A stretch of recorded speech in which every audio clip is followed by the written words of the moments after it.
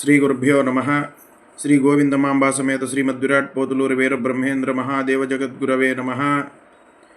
ఈ జగత్ సృష్టికర్త విశ్వకర్మ పరబ్రహ్మ పంచముఖములైన సద్యోజాత, వామదేవ, అఘోర, తత్పురుష, ఈశాన ముఖముల నుండి ఉద్భవించిన సానగ, సనాతన, అహభూన, ప్రత్న, సుపర్ణ పంచ పరబ్రహ్మ ఋషులలో రెండవ ఋషి సనాతన ఋషి, రెండవ పరబ్రహ్మ ఋషి.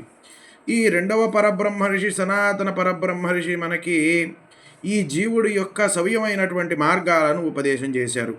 ఆ ఇచ్చినటువంటి సనాతన ధర్మ నిరతిలో ఈ జీవుడికి సంబంధించిన అత్యంత యోగదాయకమైనటువంటి అంశాల్లో జ్ఞాన సంపార్జనకు, దైవభక్తికి, భక్తితో కూడుకున్నటువంటి శాస్త్రంతో కూడుకున్నటువంటి అంశాలు వాస్తు, జ్యోతిష్యం, ఆగమం, దేవాలయాది ఇత్యాదులు, యంత్రభాగం, మంత్రభాగం, బీజాక్షరాది యంత్ర బీజాక్షర పరమైనటువంటి అంశాలు.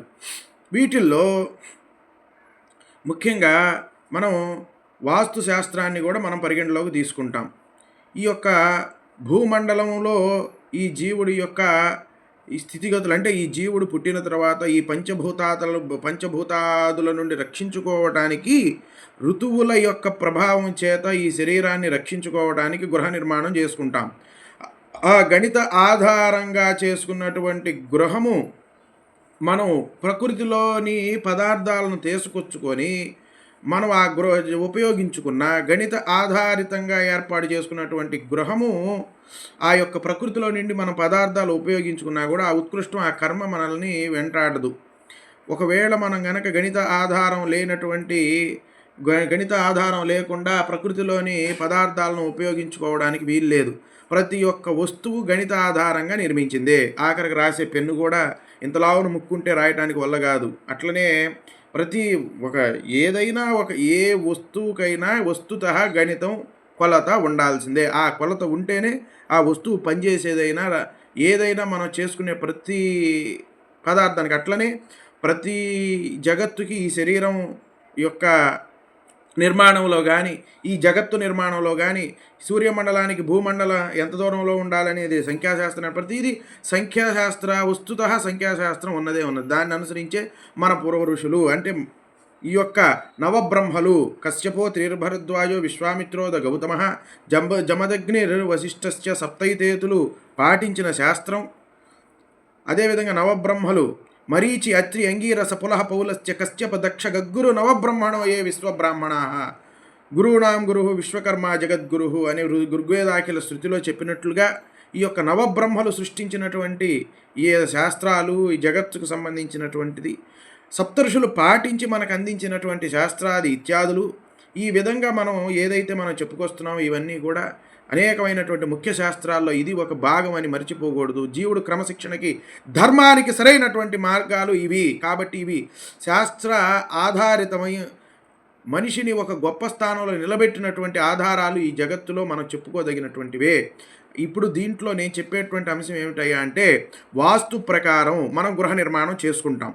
వాస్తు ప్రకారం గృహ నిర్మాణం చేసుకున్న తర్వాత ఆ గృహంలో మనం కట్టుకునేటువంటి దేవుని మందిరము, దేవుని గుడి లేదా దేవుని యొక్క స్థానము, ఆ ఇంటికి పెట్టేటువంటి ఆయాన్ని బట్టి, పొడవు వెడల్పుని బట్టి అది ఎంత ఉండాలి, దేవాలయం అంటే ఆ దేవుని గుడి ఎంత ఉండాలనేది నిర్ణయం అయి ఉంటుంది.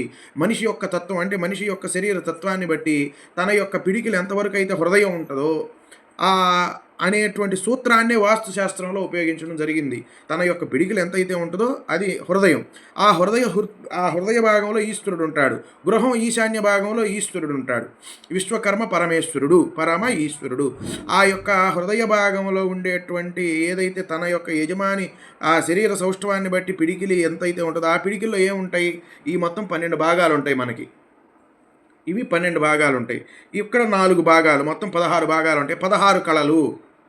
ఈ 16 కళలకు ఆధారమైనటువంటిది గృహంలో ఉండేటటువంటి ఆ యొక్క దేవతా స్థానము.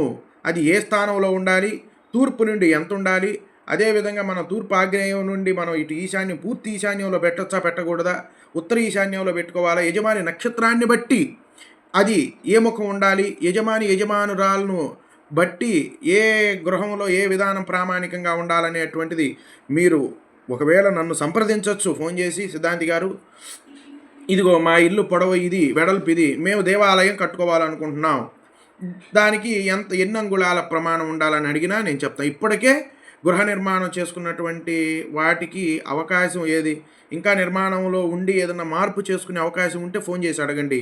పూర్తిగా అంతా అయిపోయిన తర్వాత మాత్రము అడగద్దు.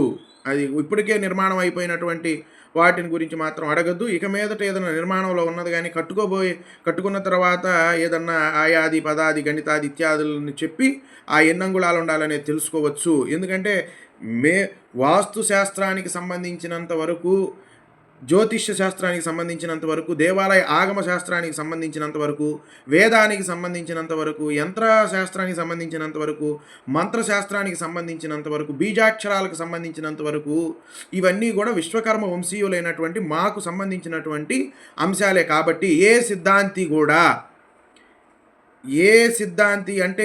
సిద్ధాంతిగా చెప్పుకునేటువంటి వాళ్ళు కానీ, పండితులైనా పురోహితులైనా మాచే సలహా తీసుకుంటే ఆక్షేపణ చేయటానికి వీలు లేదు. అటువంటి వాళ్ళు పొందినటువంటి ఆ శాస్త్రం కానీ, వాళ్ళు పొందినటువంటి సరైనటువంటి మూలం తెలిసినటువంటి గురువుకి ఆ విద్య యొక్క మూలం విశ్వకర్మ వంశీయులే అని తెలుసు. కాబట్టి వాళ్ళు నిస్సందేహంగా అయ్యా మీరు తెలుసుకోవచ్చు అని చెప్పి చెప్పడానికి సంసిద్ధంగా ఉంటారని తెలియజేస్తూ, జై వీరబ్రహ్మేంద్ర మహాదేవులకు, గోవిందమాంబ అంబకు, మహాతల్లికి.